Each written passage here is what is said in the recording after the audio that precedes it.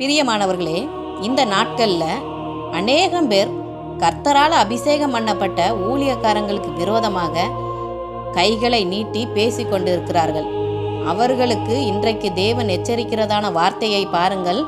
2 Samuel 1ஆம் அதிகாரம் 14-15 இந்த வசனங்களை வாசித்து பாருங்க.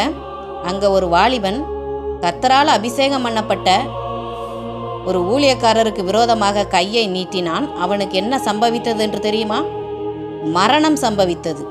அந்த மாதிரி தேவனுடைய ஊழியக்காரங்க எப்படிப்பட்டவர்களாக இருந்தாலும் சரி, அவங்க தேவனுக்கு பயந்தவர்களாக இருந்தாலும் சரி, பயப்படாதவர்களாக இருந்தாலும் சரி, தேவன் பார்த்து கொள்ளுவார். நம்ம கையை நீட்டி எதுவுமே பேசக்கூடாது. அப்படி நம்ம கையை நீட்டினோன்னு வச்சுக்கங்க, நமக்கு மரணம் சம்பவிக்கும். எச்சரிக்கையாக இருப்போம். தேவன் தாமே நம்மை பாதுகாப்பாராக. ஆமென்.